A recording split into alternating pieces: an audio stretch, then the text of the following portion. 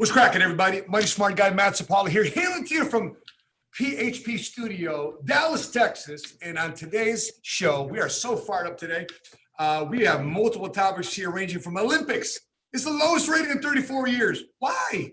Why is this happening? Simone Biles, the superstar of the gymnastics team, stepping down for mental health issues. Why should that relate to entrepreneurs and competitors in the business marketplace? And how do entrepreneurs deal with losses? How do entrepreneurs deal with failures and setbacks? And the four biggest questions to ask yourself at the beginning of any endeavor. Our annual convention is also coming up in 2 weeks at the MGM Las Vegas, MGM Grand Arena. And I'm here today with my co-host, fellow first-generation cash flow millionaire, Jorge Pelayo, board counsel of PHP Agency. George, who do we have today? What's going on, buddy? Who's joining with us today? We have this breakdancing, from breakdancing to businessman, the guy that pioneered the East Coast, Mr. Money, John Mason, live with us, everybody. All right, we're getting started here in this show, PHP Podcast, episode 17, starting in 3, 2, 1. Let's go.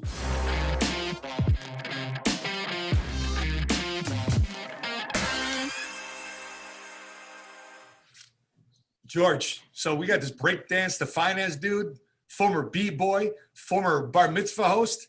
I'm excited about this guy. George, you've obviously known him a lot longer. You guys are fellow co-founders of PHP Agency. What was it like when you first met John Mason back in 2009?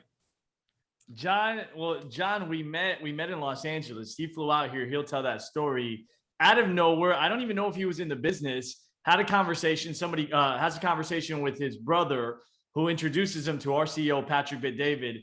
And John, while running a business, stops everything, flies from the East Coast. At that time, we have all of our agents, Sapaula, everybody in PHP was in Northridge, California. We were all in one office, one city, one state, and one city. And they said, hey, we're going to open up the East Coast. We have nobody over there. And we got a chance to meet John Mason. And then from there, as you know, we go through today's podcast, I'll share some stories. But just meeting him for the first time, the energy this guy has, the enthusiasm to learn, the hunger factor, probably one of the best students I've ever met in this business. And we have some special stories. And then I'd get a chance to go see him over there. And as we go through the podcast, I'll share a special story with John Mason, how he tricked me and said we were going out. Sapaula, he says we're going out on South Beach.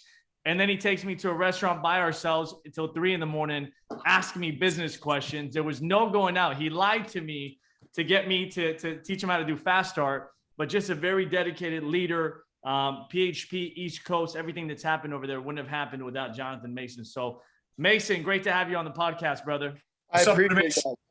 Thanks for having me. How you guys doing? George, you're in Cali. Matt, you're in Dallas. I'm in Orlando here.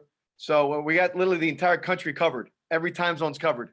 That's it, brother. Listen, I applaud you because listen, as George was mentioning, there would be no Florida, there'd be no East Coast had not been for your vision, not been for your hard work, putting the weights of PHP Agency on your shoulders there on the East Coast, starting a new location. John, talk to us about the experience. You're brand new to the life insurance industry.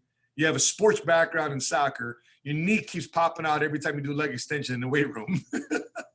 What was your first initial impressions of coming into the insurance industry, especially with a system like PHP?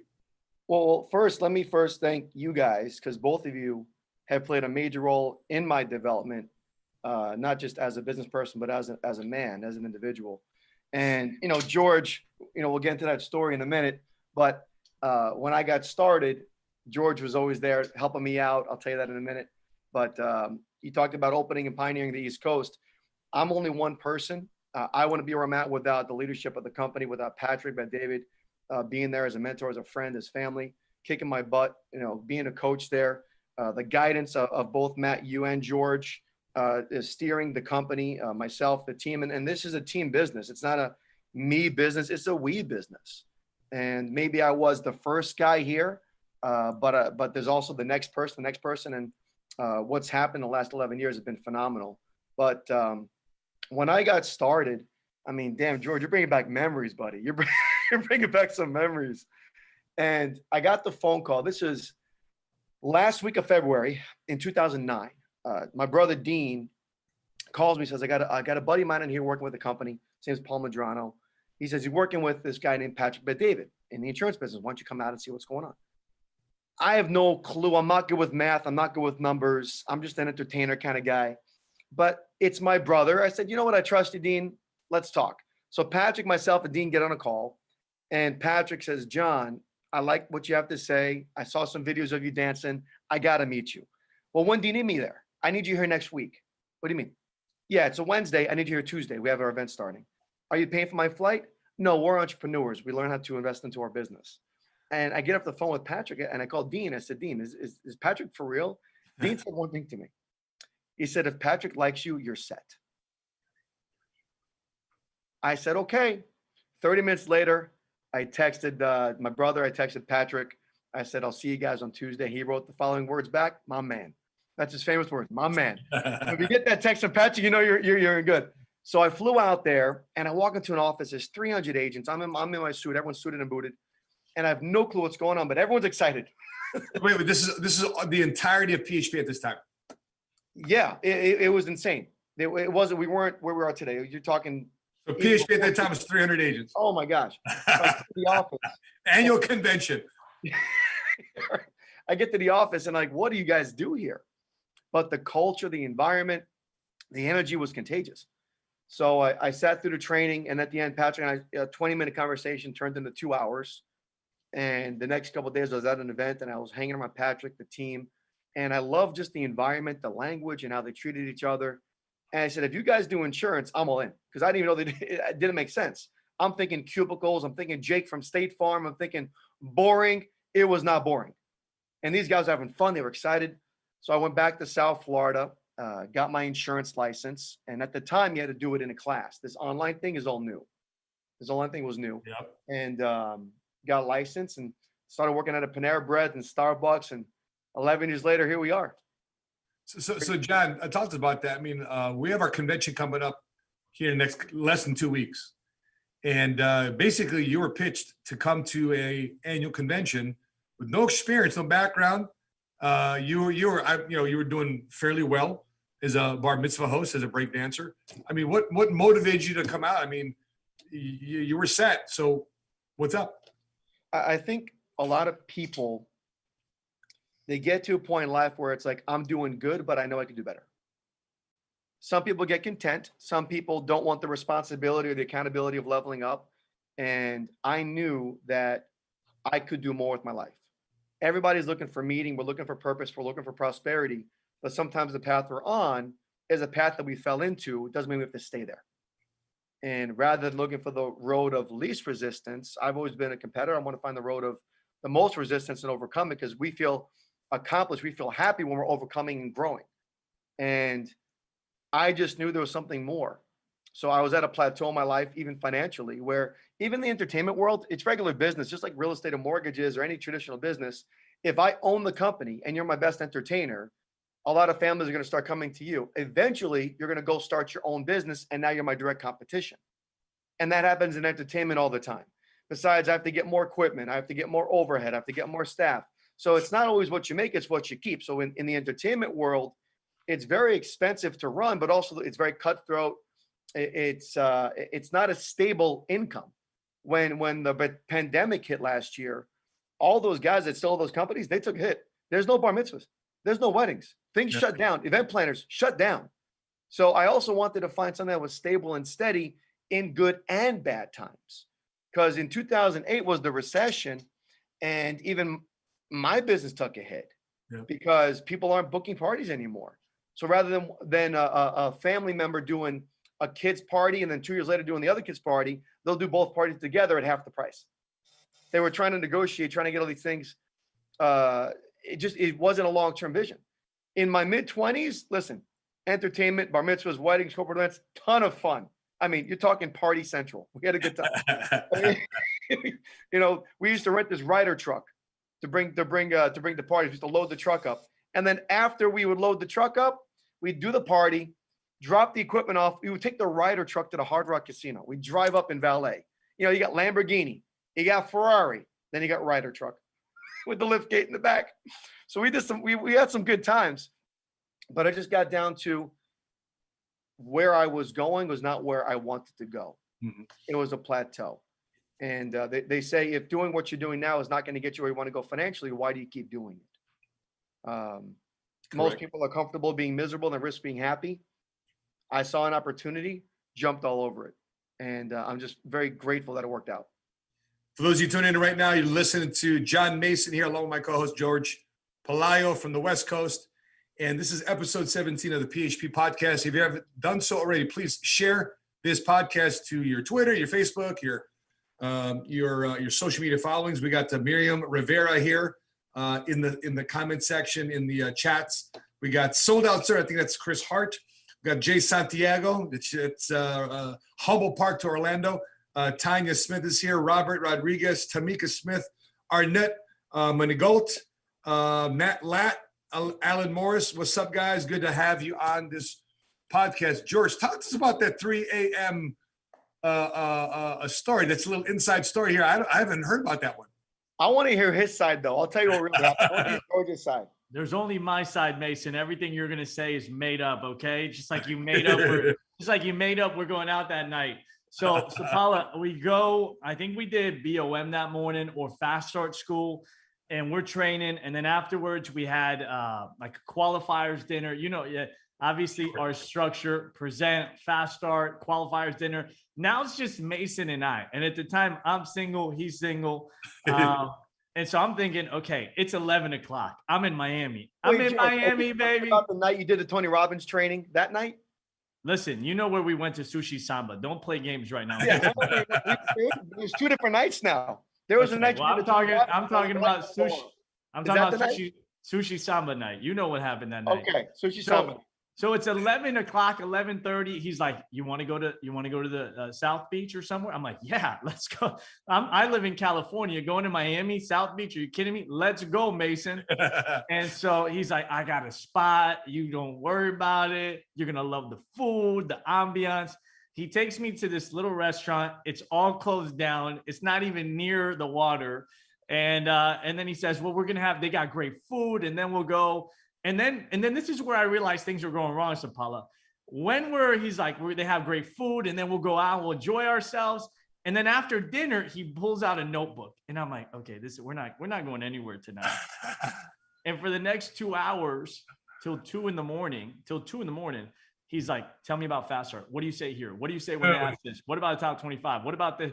And by the end, I'm like, and I love it. I gave up on, listen, in our business at some point, you know, I'm telling the story for fun, but you got to understand when somebody is dying and they're asking those kinds of questions, fun goes out the window because a person finding their breakthrough is a lot more important than you having fun one night that you're going to forget. Yeah. And I had that's when we bonded, you know, that's where Mason and I really bonded. I'm like, man, you're a great student. You're so hungry, brother. I want to help in any way I can. And so I poked at him a little bit, but it was a lot of fun. We got to know each other, and he always had questions till today. You know, I learned from him, and but he's always asking questions, and I think that's a quality of a student of life. You know, that you stay in that state of questions, curiosity, and that's Jonathan Mason. Yeah. Well, George, that's you too. Every time I'm around you, and I see you around Pat, you're always asking questions. I think that's a common denominator of a lot of people inside the world of business. If you're not asking questions, man, don't act like your cup is full. The first time I saw George, you remember the first time I saw you at the office when you were on your lunch break? I wouldn't let George eat his tuna fish. He was wearing his black shirt. He's wearing his gray pants. And I'm asking, who should I go talk to? Go talk to George. George is trying to eat lunch. And I'm walking around with the yellow notepad asking him questions. So he's like, is this guy for real? I followed him from his office to the lunchroom, from lunchroom back for about 30 minutes. And by the way, he always answered the questions. So George has always been a great coach. So appreciate you, George. So I want to share this with you guys because this was going on. I don't know if you guys see this, but can you see my screen? I'm sharing the screen here with Simone Biles pulling out from the individual all-around gymnastics final to focus on mental health. Okay, not to say that mental health is not a serious thing. It obviously is. But the defending champion here the defending Olympic champion has withdrawn from the final of the Tokyo 2020 individual all-around gymnastics event due to concerns over her mental health. USA Gymnastics announced on Wednesday, Biles' withdrawal would generate a discussion about mental health in high-performance athletes. Now I've had my opinion on this, and a lot of that opinion was derived around the fact that this is the Olympics. This is high performance. Shantae McMillan, who's a heptathlon, she responds by saying, "I've never seen the best get to the highest platform and say they can't do it." Now, this is coming from a Olympian too as well. This is new, and I don't know how to comprehend. Like Jordan never said, put someone else to finish the championship game. I don't know, man. Okay, I said it. I don't know, guys, if I've ever heard of a athlete in a pressure situation in a moment like this where they say, you know what, I'm just gonna focus on my mental health. All these teammates are depending upon me, and I screw up one. I think she screwed up one vault where she I think the saying is she got lost in the air, and she almost landed really I guess in a wrong area. She's because of the difficulties of her vault, she got lost in the air. But anyway, there's another one here. Let me share this one too as well. She's being heralded. Check this one out. She's being heralded as a person that's demonstrating a true championship mindset. So this is the mentality that's being glorified right now. And Dinesh Souza says to quit is disgraceful enough. To quit and claim it is that some sort of achievement is even more degrading. No wonder the rest of the world is laughing at us. Failure is success, weakness is strength. Yeah, right. John Mason, Jorge Pelayo, your thoughts. I'll let you go first, Mason. The topic says opinion, so I think that's their opinion. The leader of a team, I mean, you have to know that you're at a high level. I've played sports at a high level. I'm running a business at a high level. It comes with the territory. If, like I like what Shantae just posted, you think about the military. Imagine a captain that says, you know what, let's just call a timeout. This battle is getting too serious. I'm going to go take a break. I don't think that's going to work out too well. Yeah. If I'm trying to buy a stock, if I'm trying to buy a company, and I look at the leadership at the top, leadership says, you know what, guys, I can't take the pressure. I'm going to go take a break. Yeah. What happens to that stock, to that business? So when they said, oh, Simone's the best of all time, maybe she's one of the most talented, but she's definitely not the best. I know a lot of talented people that never made it to the top because of their mindset. Maybe her skill set's great, but your mindset controls your skill set. And that's one thing that made Jordan so great. That's what made Ali so great. That's what made Tyson so great. Their mindset was on point. Yeah. And the fact that, work on mental health, listen, if she broke her ankle, like, who's the gymnast that broke her ankle years ago? Can't think of her name. Oh man, having a brain thing. It was Carrie Strug, right? When she did the flip and hurt her ankle, she still pushed through the tough times. Ooh, that's a good point. Yeah, and the coach was carrying her off the floor. Yeah, you can do it. That coach, right? He carried her off. Bella Caroli. There you go. He spoke at one of our events. He carried her off. This is an injury. Not she's hurt. It's an injury. Like she's done out of the Olympics. She still went through. This is someone that her feelings were hurt. Her ego was hurt. So there's a difference between being hurt versus actually being injured. Yeah, I think the ego plays a big role. I think maybe someone might be the most talented, just like LeBron is the most talented per se. But if you don't have that hunger factor, if you can't handle mental toughness, I mean, Tim Grover posted a thing about, the book Winning. You're playing at the highest level. If you can't hang there, then don't compete. That's what you're getting into. And I think our generation today with the millennials, Gen Ys, Gen Zs, I think we're getting way too sensitive because that's not how the world is. The world doesn't stop and let you go into a little shelter because you got your feelings hurt. Most people today don't want to level up because they don't want the responsibility, nor do they want the accountability. They don't want the accountability responsibility. So rather than saying, hey, I want to put myself out there and risking being embarrassed. I mean, and think about it. You're on national TV. You're worldwide TV, not even national, international TV. And if you mess up, that's embarrassing. I definitely understand that. I mean, even in our culture, I don't want to be embarrassed at a big event, but that's part of toughening up. That's part of getting thick skin. That's also part of maturing. So I think it was an immature, unprofessional move on her part. As a leader, if I wanted to go to war with her, I wouldn't go to war with her because I couldn't rely on her. I can't rely. Let's just preface this, guys. This is not a race issue. This is not a gender issue. This is simply a mindset issue. 100%. That's where we're approaching this from, because some people watch this podcast. Oh yeah, but you're saying that. George, what's your thoughts, bro? Yeah, man, we grew up in an environment of being tough, and so does she, because you don't get to that level if you're not tough, you're not committed. You're not talented. Yeah. You're not committed to your talent to be competing at that level. So I think a lot of it has to do with coaching and processing. You know, when you go through a loss, right? And I know we're going to talk about that today. When you go through a loss, what do you do? How do you process that? Mm-hmm. And obviously we're all human. Everybody's human. So, you know, you're going to respond in your human, man, I'm disappointed. I'm stressed out. I'm embarrassed.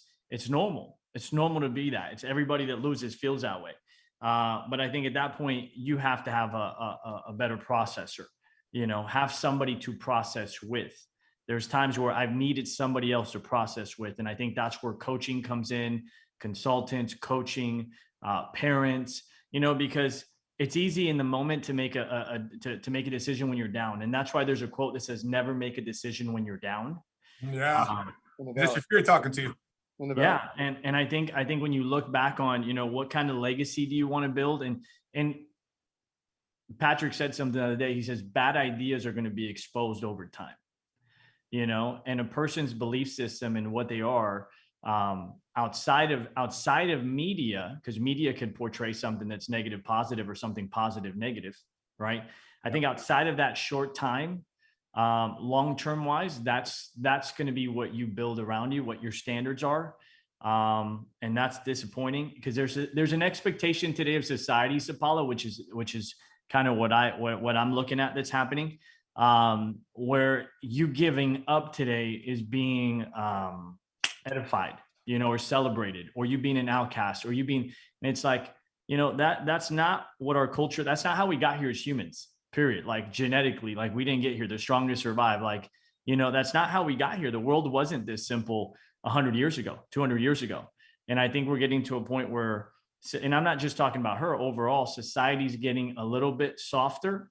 And it's human to be that way. We get coddled sometimes, we get encouraged, we get loved. So sometimes when people are like, man, I can't do this, and you know, and they get encouragement and love, that becomes a habit where they need that all the time. And I remember when I started working with Patrick, dude, I was not mentally tough at all.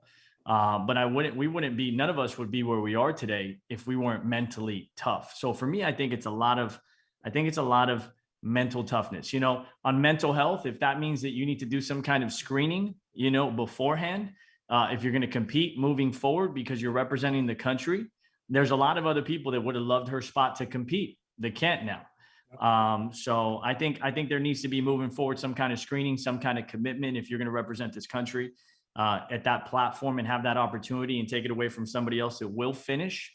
And I don't care if you lose, man, but finish. You know, that's my mentality on that. So screening, coaching, and processing are definitely necessary. And I look at Kobe, I look at Jordan, you know, we talk about them, man, Jordan played a game with 104-degree fever. That's why the world knows him, right? Kobe played a game, you know, finished the game with a messed up Achilles. They're going to be known forever. That's their legacy. I don't think somebody that gives up halfway is going to be known forever. Maybe that doesn't matter to them, but for me, it definitely does. I know for us, it does as a group of people, especially for PHP on what we're trying to build long-term, because all we have is, you know, is our decisions that we make. And I think it was a bad decision. Can I say one thing on that? Did Serena Williams ever walk off the tennis court when she was having a bad game? I don't remember she ever did. Jesse Owens, back in World War II times, in the Olympics, how much stuff's going on with him? Talk about mental toughness. He stuck it out, won 3 gold medals. I think that the leader's ability, what makes a great leader is their ability to handle pressure. And the fact that she's representing the country, she got there based on talent and she had a good streak. But the moment that something doesn't go her way or whatnot, that doesn't set a good example for the next generation. Yep. And the fact that that's being praised is the issue. Yep. And why does this matter why does this matter to you watching this podcast right now? Because many of you are looking to do something that you've never done in your entire family. You're looking to be financially free. You're looking to be debt free. You're looking to get out of student loans. You're looking to be financially independent. Ask yourself this question: who in your family is financially independent? Who in your family is a first generation cash flow millionaire?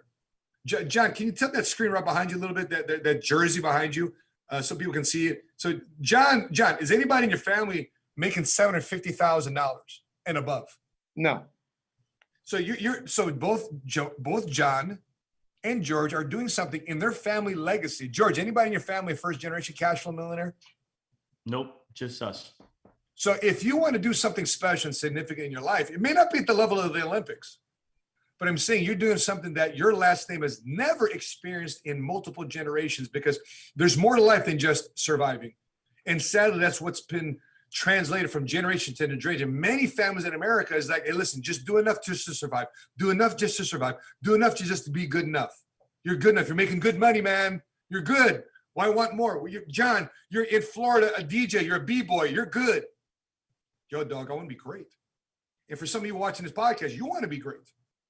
You want to be great financially speaking. You want to be great in terms of lifestyle. You want to be great for a sustainable future, to be able to build something and be able to live off that for the rest of your life, to sacrifice for a short period of time, but for the rest of your life and for multiple generations. You want to be able to live off the fruits of those formative years. John brought up this book from Tim Grover. This is our book of the month last month here at PHP Agency. We have a book of the month every month. It's called the Entrepreneur Book Club. And our CEO, Patrick McDavid, has us read a book.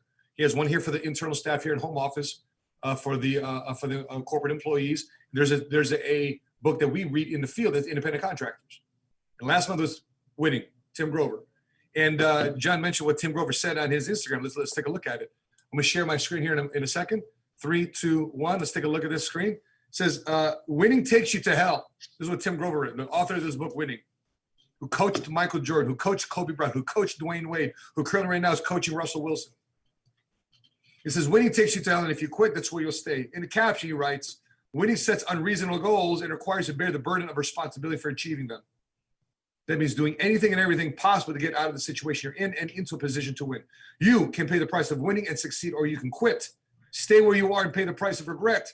The road to paradise is a two-way street, and just as quickly as you travel to the top, you can slide right back down.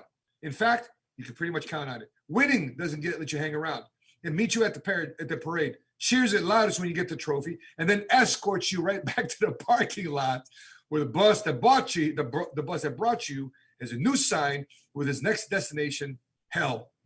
Winning will use every dirty trick in the book and make up new ones just to entertain itself to keep you in hell. It's up to you to find your way out. More in Winning. Read it, and I suggest you do too as well, guys. Guys, so let's talk about that. How does a Jorge Pelayo, how does a John Mason, how do you guys deal with setbacks? I mean, everything to $1 million wasn't pretty. Even the board council wasn't pretty. Everything being a co-founder PHP wasn't pretty. How do you guys deal with failures, setbacks, and when things don't go right? John, let's start with you. So I look at every setback as more as a setup. You know, there's got to be a light and day and night, on and off. There's got to be two sides to the yin and yang. So in order for things to go right, things have to go wrong, because everything that goes wrong is a learning experience. You always have to find the positive in everything. And it's hard when you're going through it. But they say if you're going through hell, just keep going. Don't stay there. Just go faster. And people ask, what's the secret to success? You know, how'd you do it? And I started processing, and I'm like, wait a second. The only thing that I did that most people didn't do was I didn't quit. That's pretty much it. People ask, what are you afraid of? I'm afraid of failing. Well, if I asked you, can you define the word failure? Well, I lost this. No, you just took a loss. You didn't fail. Oh, I made the mistake here. Well, that's just make a mistake. Failing, if you want to define something, is when you quit. So as long as you plan on never quitting, you're never really going to fail. You're going to make mistakes. You're going to screw up. You're going to be embarrassed. You're not going to win every game. You're going to take an L. But as long as you don't quit, you're going to keep going. And I think everyone's got to find their way to come back. I mean, even playing sports, when I was playing soccer, and in soccer, the worst thing that can happen to soccer players, the worst thing that can happen? The worst thing, the most embarrassing thing on a soccer field, you know what it is, Matt? That. When you get megged. when the ball goes, oh my gosh. And I'm a defender. I got megged all the time. It's like we have a picture of that. How do you get megged? It was horrible. But here's the point. It goes with the territory. Yeah. You know, I was a defender in soccer. I can have a perfect game. The offender, the forward can have a horrible game.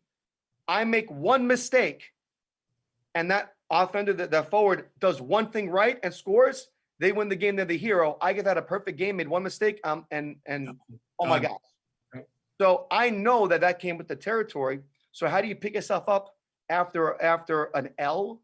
You have to know that it goes with the territory. You have to maybe find your way to reset yourself, whether it's meditation, whether it's reading.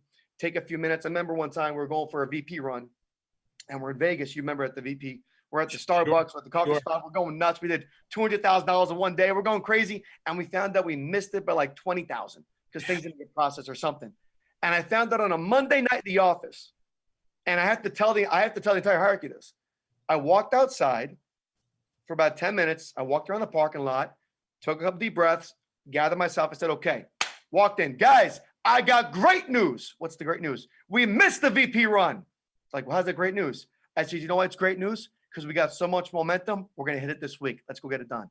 Oh, so you have to find a way to turn a negative to positive. And it's hard in everything. Interesting. Okay. I think it's just a mental game you got to play with yourself.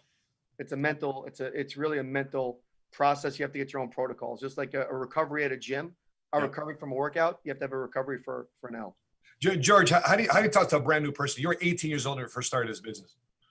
You're 18. You're a server at Red Lobster. I mean, you have zero, emotional intelligence as it comes to, sales and dealing with setbacks in this context of a 1099 independent contractor world. But let's say you're talking to the brand new person in your organization with Inside Unity. They're getting this business started, and you know that in the journey of winning, that John just mentioned, in that territory, there's also setbacks and failures. Your family not support you. Your family members may not support you. Your friends that you grew up with may not support you. Your sorority brothers. Did I just say that sorority? You can tell I didn't go to college. Your sorority sisters, your fraternity brothers, your military brothers and sisters in uniform. How do you prepare somebody to win, but at the same time to anticipate losses that come along the way? Yeah, if a person, if it's a great question, Sapaula. If a person's brand new versus somebody's a leader, it's obviously two different ways. But from a brand new person, I think the first thing we have to do is you have an expectation that everything is going to go right and the people around you are going to support you. Those are the two biggest things that I think kill people in business, is that they're going to get support from everybody and that everything is going to go right. And so I think preparing people for that you may not get the support that you think you're going to get, and everything that you thought was going to go right and how it's going to go is probably not going to go that way. Yeah. And that's really where you become an entrepreneur. When you learn, they say the highest form of maturity is being independent of other people's opinion of you. Yep. And so I remember when I got started in the business, the first thing that I wanted, and everybody wants this as a human, is acceptance. So I wanted my family to accept it. I wanted them to encourage me. That wasn't the situation at that moment. There was a lot of fear. There's a lot of worry. And I said this last night to my guys. I said, if somebody says, hey, I'm starting my own t-shirt business, people are like, oh, that's awesome. Or I'm starting my own clothing business. People are like, oh, that's awesome. Or people say, man, I'm starting my own restaurant. Oh man, that's awesome. Why? Because we buy clothes and we go to eat food. But a lot of people, when you say I'm starting my own financial company, you don't get that, because a lot of people don't save money. A lot of people aren't investors. If that was an investment mentality, then people say, man, that's awesome. You're starting an you're starting an insurance company, man. Yeah. That's awesome. Yeah. So I didn't get that acceptance. And at one point, that's why they say you need somebody to believe in you. And we have a great system where everybody has a marketing director or VP or somebody above them that they can lean on, because when you're brand new, you don't have a lot of that belief. So you borrow belief and you borrow success. And those were two things that I borrowed from Patrick a lot, Sapaula, when I was brand new to the business. I asked Patrick one day, I said, how can I tell people they're going to make a six-figure income when I don't make six figures? How can I go tell somebody that they can do this? I don't even make it, Pat. And he says, do you go to church? I said, I do. He says, do you have a pastor? I do. Does your pastor believe in God? He does. Has your pastor been to heaven? I'm like, no, of course not, Pat. He says, but does he believe in heaven? Yeah. He says, so when you're brand new, right, do you believe? All right. Do you believe as much as he believes? And I said, Well, I'm learning, I'm still learning more about that. And he says, well, then you borrow somebody's belief, right? I said, yeah. He says, it's the same with business, George. You borrow somebody else's success story until you have your own. And that's what we did. It was borrowing his belief, borrowing his success, borrowing his story. And then every time I wanted to quit, being open to a conversation, fully allowing that person, their way of thinking, that myself allowing their way of thinking for it to become my way of thinking. I chose to say, hey, I'm not going to fight you on this. You know what you're doing. You're where you are because for a reason. I need to change the way I think. Yeah. And I like how Vargas says, your thinking leads to actions and actions produce results. So I listened to a lot every time I was down, and it wasn't like an everyday thing, because as an entrepreneur, it's our job to keep ourselves up. Massive personal development, Audible, car, inspiration, being around the right people. There's a whole bunch to that, to just have a positive environment around you so that you're not depending on somebody else to fill you up, because it's your job to fill yourself up as a parent or as a leader or whatnot. But when you are down, to have those processing conversations before making a decision, and then committing to doing the work that's necessary to get yourself out of that situation that is making you frustrated. So lot of learning, a lot of personal development. Yeah, I think a lot of us had that same common denominator, because I think you and I, all three of us here that's on this podcast, we've made more money with strangers than we ever had with friends and family. I had family that didn't think I had an office. Exactly. So I'm just curious, guys, for those of you watching this, do you have questions? For those of you who have questions in the live chat, we'd love to entertain some of your questions. Let us know what you're thinking. What are you coming across objections that you may not know how to come? Maybe you have access to George and John. Do you have a scenario where friends may not understand that you got started in the insurance industry? How do you explain that you got involved in financial services, the industry most likely to make you a millionaire? And then we're going to talk about, after this, we're going to talk about some success stories of people that push through it. Not the people making 6 figures or 7 figures, the brand new people that's working together in our organizations that are making $2,000 a month part-time, $3,000 a month part-time, $5,000 a month part-time. We're going to be talking about them. So if you got some questions, put in a live chat. We're ready to take some of your questions. We'll have some answers for you. But I'll say this for those of you dealing with failure. When I first came into the business, coming out the military, going back, I thought just because I went back home to Chicago that I'd recircle back with the people I went to high school with. That wasn't the case. Half the people I went to high school with weren't even around anymore. Some of them were locked up. Some of them were dead. Some of them were not even living in the city of Chicago anymore. They moved up and out. I started from scratch. And I just remember being 24, 25 years old, just getting this business off the ground, and having to be in a scenario where I got to reflect upon myself and do I really buckle down on this? And I took 3 jobs. I took 3 jobs as a Jiffy Lube hood technician. I took a job as a Olive Garden server, and I took a job as a YMCA lifeguard. Why did I take those jobs? Because I knew this industry was good. I just needed to make sure I matched my skill level to start receiving the prospects necessary to get there. But I studied this business from 5 o'clock to 8 o'clock in the morning as a YMCA lifeguard. Why a lifeguard? Because nobody's swimming at 5 to 8 o'clock in the morning. So why am I at the YMCA? Nobody's swimming. I've got nobody really lifeguard, but I'm paid to be there. I might as well be reading a book. That's why I read the Rich Dad, Poor Dad series.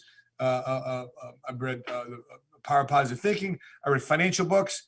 These were languages that was Chinese to me, which as I got to know more, failure and the fear of it started getting smaller and smaller. And the more I did, the more I experienced, I realized that this thing isn't so hard after all. And I just want to share with you the article as you guys are getting your questions together. I'm going to share a screen here in a second about somebody who failed big time. How does it feel to be the last player cut from the U.S. Olympic water polo team? Like you almost made it, right? You're almost there.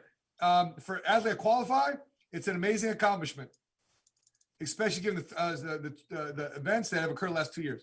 It's an accomplishment to make it. However, check out this young lady's response. 3 weeks have passed since I was given the news, and I still have the same emotions, but I'm now looking at the bigger picture and focused on watching my team from afar. Although I didn't achieve my dream, they get to live out theirs. I know they can perform well and complete the mission we set out together. The worst, check this out. The worst is when someone assumes you weren't good enough to make the team. The other day, somebody asked me, oh, is the team really just good? Insinuating that I wasn't talented enough to make the roster, leaving me feel insignificant. Even though it'll be difficult to witness my best friends to do it without me, I'm still grateful and proud, happy and awe of those 13 women. They are forced to be reckoned with, and in the world, not just the water polo world, in the water polo world, better be ready. They are capable of whatever they, as a unit, set their mind to. They have a capability to win a third straight Olympic title, and suspect they will accomplish that goal. Looking back my 5 years on the national, think about this. She spent 5 years on a national team and still didn't make the Olympics. She says, I would do it all over again if given the chance without hesitation. Here, I'll finish off with this one. Winning is an elusive goal. The sports pages are filled with stories of the very best athletes who never won the World Series, never won the finals, never won the Super Bowl. Still, they competed, knowing fully they may not take home a trophy. The difference might have been a last-second shot, a miraculous reception, or a missed call by a referee. Winning is often a matter of chance. So why even bother? Because competing is a secret. Are you competing? Are you watching the Zoom right now? Are you competing? Are you in a position of competition? And there's an important difference between winning and being successful.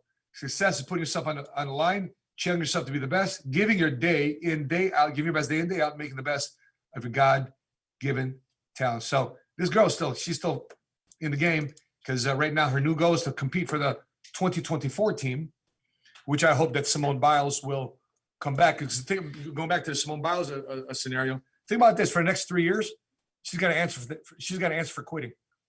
She's got to answer. I'd rather you answer the fact that you went out and competed and lost, because that news cycle will be gone in 30, 60 days, 90 days at most. But imagine for the next 3 years, because people is like, you know what, we'll never knew. And that's assuming that she made the Olympic team. What happens if Simone Biles doesn't make the 2024 team? For the rest of her life, she has to say, you know what? I quit.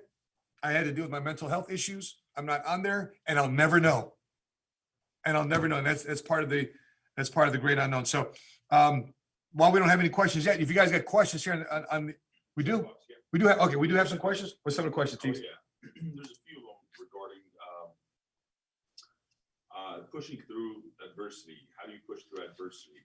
A lot of questions are coming up for a convention. How to get the team ready for convention. Obviously, we have the video we'll play here, the power of the mentality.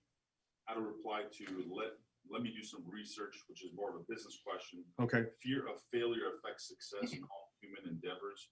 How do you advise in this regard? Gotcha. So let's start with let's talk about big event. Yeah, let's talk about big events. So what was the question pertaining to big event then? How do you get more people there? So George, John, I love this question. And what an incentive we have all to make sure we have over 100 butts and seats just for our base shops alone to make sure we get stock in the company. But what are you guys doing right now to rally more people to the big event? If I'm a brand new associate right now, how would you guide me and advise me to get more people on my team, my spouse, my parents, my sister, brother? How would you advise them on getting more people to the big event? Want me to go first, Georgie? George, go ahead.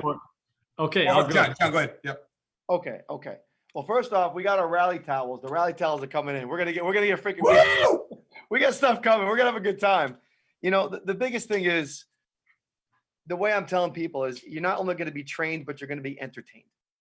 And that's what makes us different. We're not just going to sit in a convention and be talked to. It's not going to be a boring event. You're going to have more fun at this event than you have at any other concert you've ever been to before.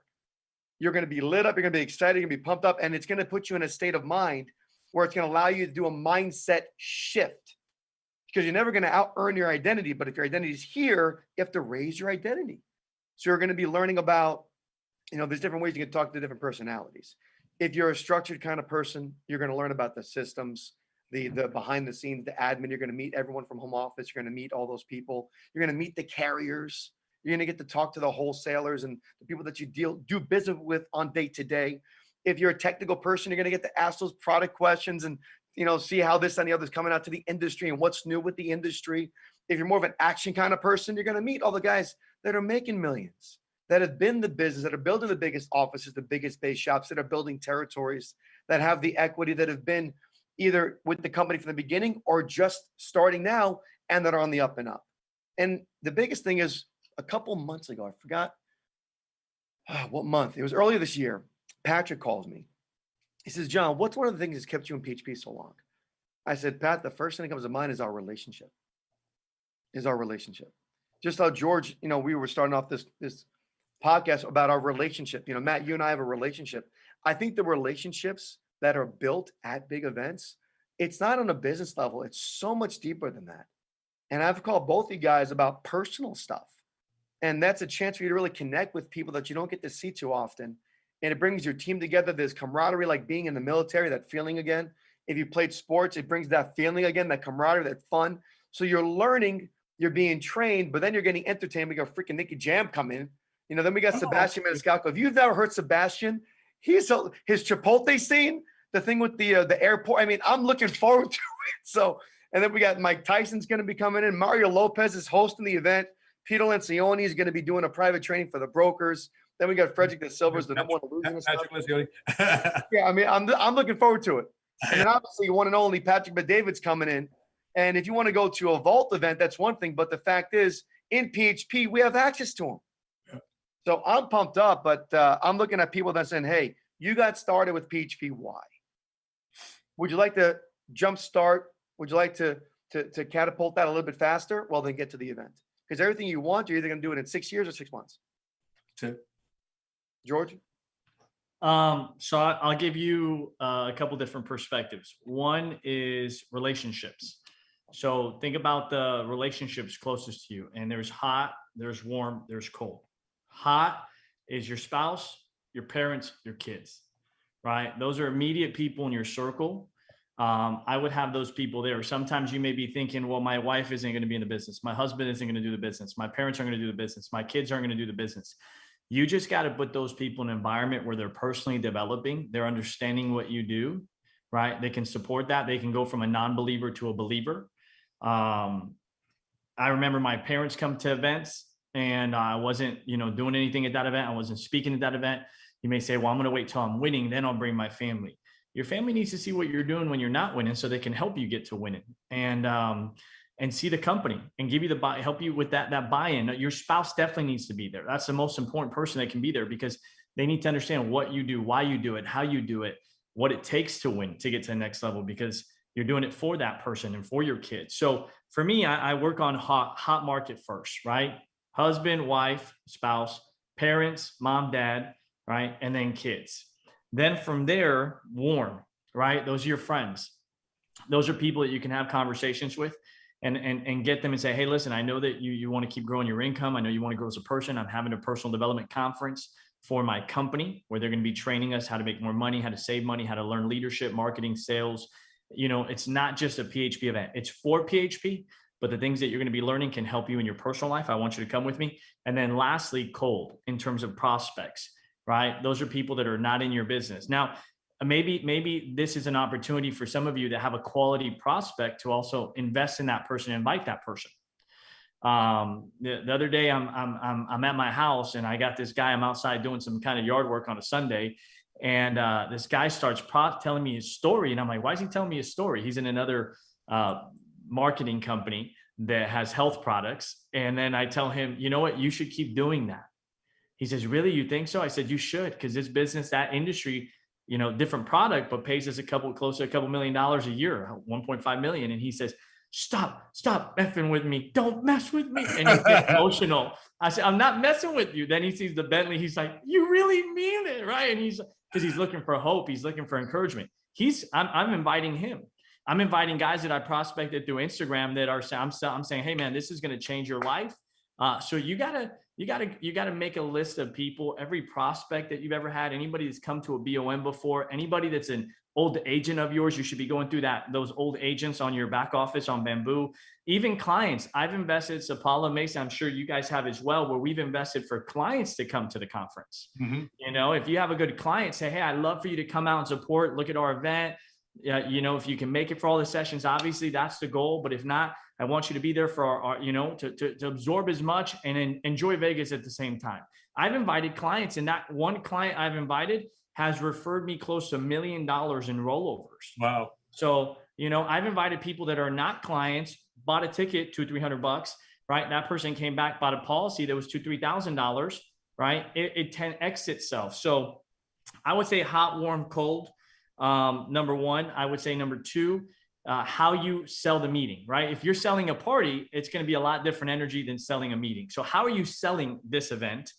And lastly, selling value, talking to people's heart. We did a video the other day, and it's sell versus tell. And there was 8 differences. And one of the biggest differences is that one person talks about the how or the what, and the other person talks about the why. And if you want to tell somebody something, talk about the how, the what. If you want to sell somebody something, talk about why they need to come to Vegas. Not what it is, where it's at, why they need to be there. So that's what we're doing, Sapaula. I love it. Guys, let's take a look at this event trail we have for Las Vegas PHP Spectacular, August 9th through the 12th. It is a private event just for PHP associates only. But if you have access to somebody that has tickets with inside PHP Agency, you might want to connect with them. Let's check out this trailer for PHP Spectacular. Let's check this out.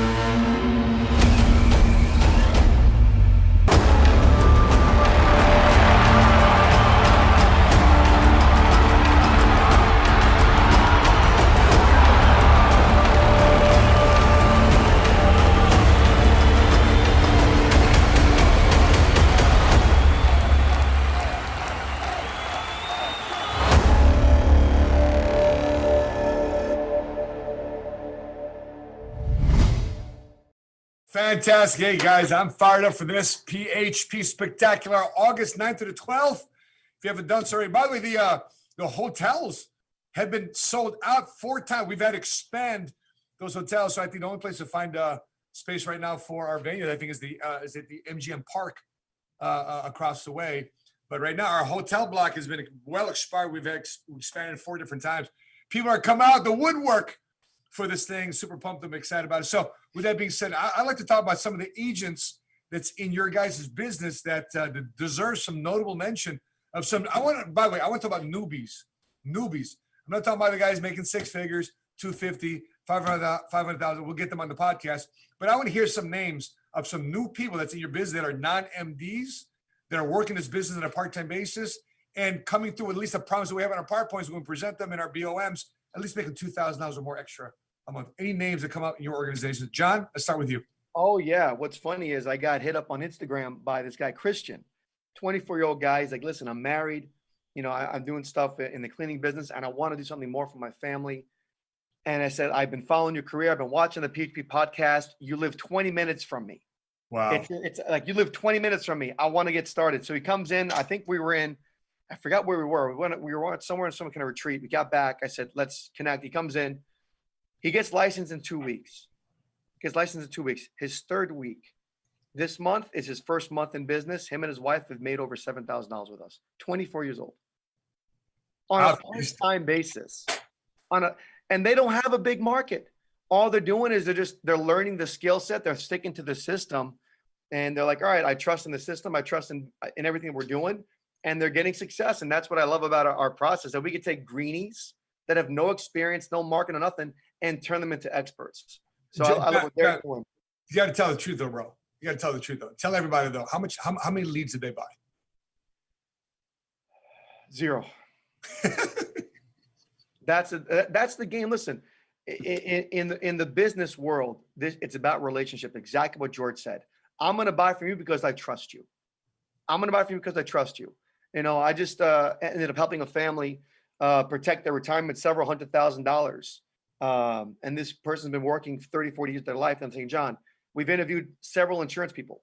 We trust you. But I was also referred to this person through somebody else. And the only reason why I got that client was because they both trust me, but I have a track record to prove that we take care of our clients as a company. As PHP, we take care of our clients. Yeah. And we have a track record to prove that as well.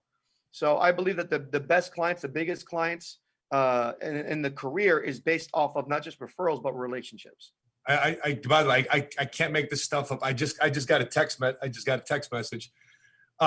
Here's they're pitching me because obviously, when you're licensed, you get part of the state database, and then these marketing companies sell leads to insurance companies to get you to recruit them to sell for them. I just got a solicitation via text message. Fully qualified and exclusive leads, appointments with the final decision makers, $20 for each lead as you go. Reply yes for further info or no to get removed from the list. I mean, this is what happens in the insurance industry, but our system doesn't require any of this riffraff. We ask our agents to keep their money in their pocket, reinvest that back into the only thing that they really should put their money into, which is their own office space and obviously big event tickets. George, what about yourself, brothers? What's some success stories? Any notable success stories coming from Unity? Yeah, we have a guy, he just started with us. I want to say he's been in the business for around 4 months, working in St. Louis. St. Louis just opened a new office. Fred ends up meeting Natasha Blair, that's an NCL. Natasha ends up introducing a guy named Nick and Caitlin Garjula. Back then they were single, now they're married. We just went to their wedding, and beautiful wedding. And they recruit a guy underneath them, Facundo, who he just wants to do something big, been in the business for a couple months, over $7,000 of income for the month. And, you think about that. $7,000? $7,000 in income for the month.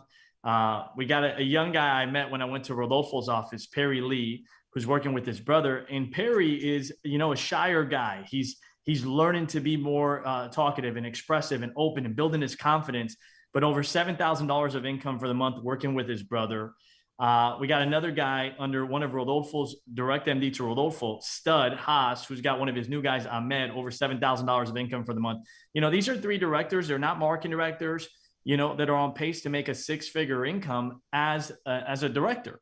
Yeah. And we're not even talking about marketing director, in our GEB contract. And with those guys, as soon as they become MDs and they get into the GEB world, immediately that income is double. Now you're talking about $180,000, $200,000 income your first year in the financial industry, in the insurance industry.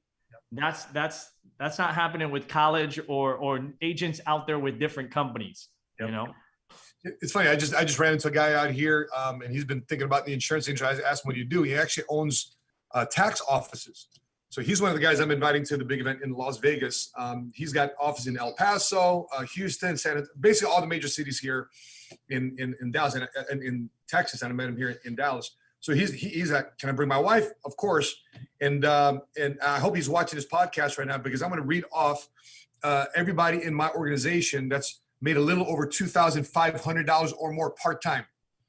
Okay, so that's not the $7,000 you guys are talking about. I'm just talking about making an extra $2,000 extra a month, which is another, or $2,500 extra a month, which is $30,000 a year, which is equivalent to what? $15 an hour full-time job. So instead of waiting for the government to tell you you're worth 15, or the government to tell an employer to pay you $15 an hour, which off the top is taken off in taxes anyway. Here's some people that in my organization, actually a little over 2,500. I'll be brief. It's not everybody, but Akeisha Burton, Richard Massey, Sidney Johnson, Yvonne Lee, Andrew Hall, Marilyn Logan Giles, Jershwan Wynn, Jamie Johns, Ara Lawson, Lawanda Gandhi, over $2,800, Kimberly Broughton, Monica Kindle, Jackie and Mike Bulalassi, Cendric Harden, over $3,000 of cash flow, Andrew Hall, over $3,100, Tony and Alina Harris, Brandy Reynolds, David and Janaea Sheely, over $3,200. I'm sorry, they're already MDs. Taisha, the brand new MDs. Taisha Williams, Wendy Mick, by the way, Bianca Rist in Jacksonville, in John's organization, as a single mom, she's over $20,000 in cash flow as a marketer. She's got Wendy Mick over $3,700 in cash flow part-time. Eric and Andre Jones. Here are the top.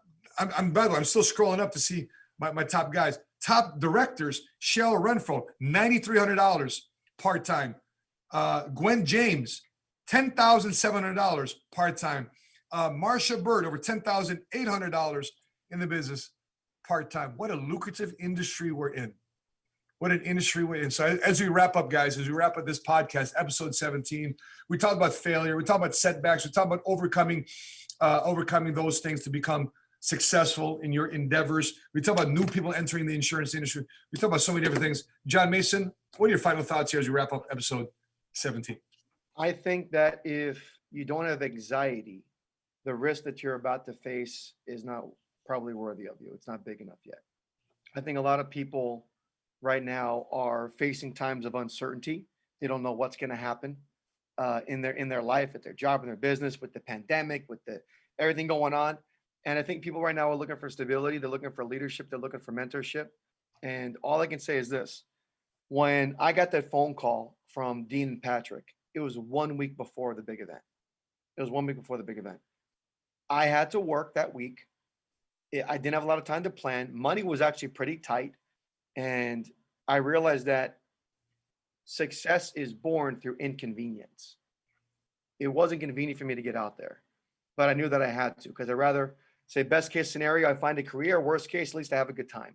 Mm-hmm. And I didn't want to have that regret of not knowing. So to those people that are looking, saying maybe money's tight, maybe you have to work, maybe this and the other is going to come up. I get it. It's called life. But how is not going to be at a big event or not making a change going to help? If you keep doing the same old, nothing's going to change.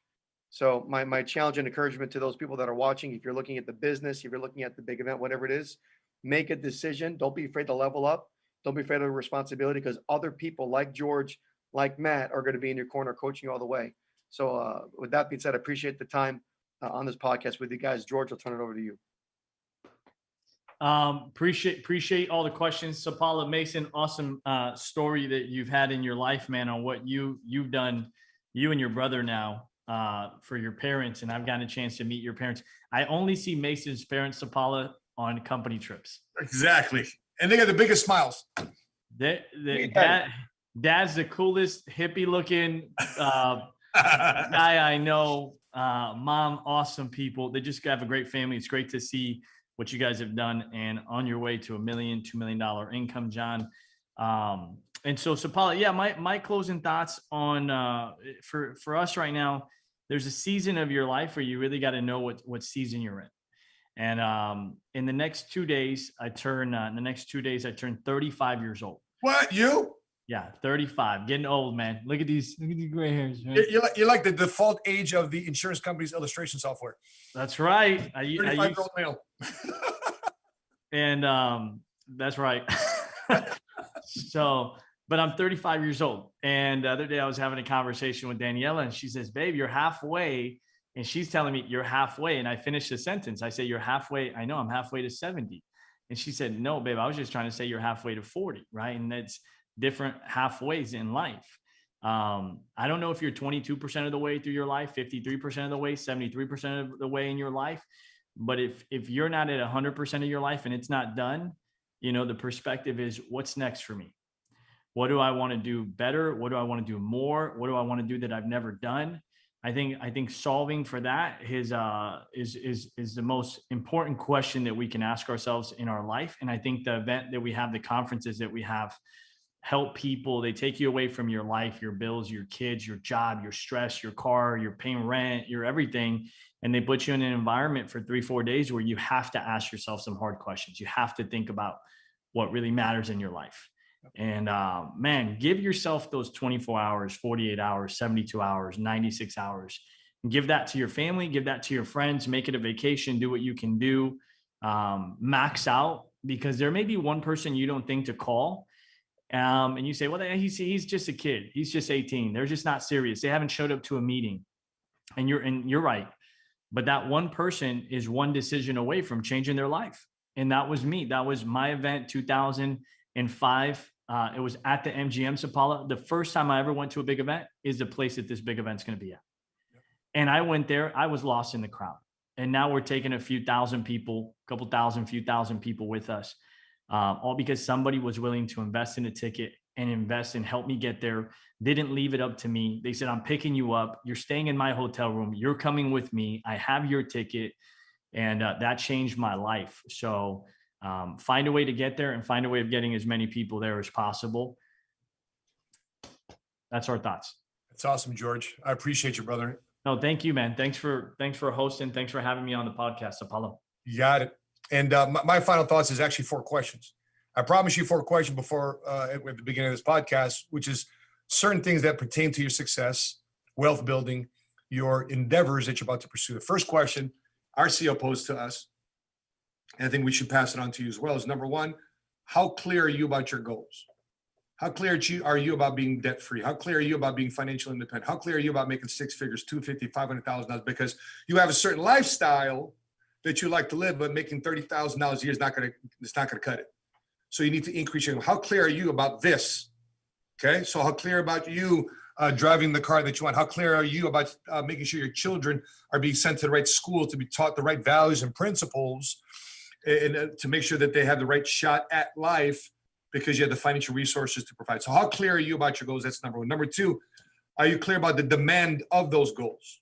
Are you clear about the demand of making sure? Because the CEO of JP Morgan Chase, she said, listen, if you are clear about the demand of becoming a wealth management analyst, she says, you can work 8-hour days, but you'll master this business in 5 years. If you work 8-hour days, you'll master wealth management analyst to get promoted in 5 years. But if you really want to accelerate that, work 12-hour days and master that in 3 years. What do you want to do, basically? You want to master this in 3 years or 5 years? The choice is yours. Are you clear about the demand? And number 3, are you willing to meet the demand of those dreams? Are you willing to say, you know what, we got closeout week this coming week. We got closeout on Friday night. Yes, PHP family. Closeout is Friday night. What did you normally do on Friday nights? But if you're clear about your goals, guess what you do? You're willing to meet the demand. You're willing to say, you know what, I'm clear about meeting the demand that I need to increase my capacity. I need to grow as an individual. I need to be taught certain skills, beliefs. I need to catch this business, not just be taught this business. I need to go to a big event, invest myself to go to Las Vegas. Are you willing to meet the demand? Are you willing to make that sacrifice? Are you willing to deal with the butterflies in your stomach that John was talking about, the anxiety, because that comes with the territory. That means you're onto something big. And last but not least, number 4, 4th question. Number 1, are you clear about your dreams? Number 2, are you clear about the demand of those dreams? Number 3, are you willing to meet the demand of those dreams? And number 4, how good will it feel when you reach those goals, when you start dreaming, when you're like Jorge Pelayo driving around a Bentley, or like John Mason driving an Audi R8, when you're retiring your parents, you're busy with your brother, Jorge Pelayo, when he's traveling around the road with the people that he loves and cares about, to see people fly that you've been growing up with because they choose to align with you too as well. How good is it going to feel for you? Well, you know the answer to that question. As you process, as George was talking about earlier, take some time to process. Sometimes we're caught in the hustle and bustle of life. We don't sit time to process, meditate, and think about how life good can be. And if you're out there, you're watching this right now, if you haven't done so already, you want to connect with John Mason. Make sure you connect without him in Orlando, Florida. Make sure you connect with John Mason. We've been showing his Instagram handle here throughout the podcast. Make sure you connect with John Mason out there, Orlando, Florida, Jacksonville, Florida. That's his territories out there in Florida. Make sure you reach out to John Mason. If you're out in Los Angeles, you're out in the California area, make sure you connect with my co-host here, Jorge Pelayo. I am Jorge Pelayo, putting some content out there too as well. You can take on an invitation for one of our associates to come to our private and meet us in person, just not on social media. Meet us in person here next couple weeks. Take a whim. Take a leap of faith. Go out to Las Vegas. Put yourself up. Associate with somebody that's a part of our company. If they have a ticket, this pretty much the rooms are sold out. I believe the tickets are practically sold out too as well. So reach out to somebody that may be associated with a company. They might have access to a private ticket because we got guys and gals that bought batches of tickets that might give you access to our event. So with that being said, guys, if you are watching this on YouTube, make sure you click like on this episode and drop your comments, your thoughts, your follow-ups, your feedbacks. Put them in the comment section below. If you haven't done so already, make sure you click subscribe to our PHP Agency YouTube channel, as our next goal is to cross over 60,000 subs as we continue to build the #1 podcast in the insurance industry, which is the PHP Podcast. With it being said, I'm your host, Money Smart Guy, Chief Distribution Officer, and also Board Counsel at PHP Agency. And until we meet again, continue to help people, continue to love people, and continue to change your lives today. God bless you guys. Have a great rest of the week. We'll see you next week for episode 18. Bye-bye, bye-bye, bye-bye.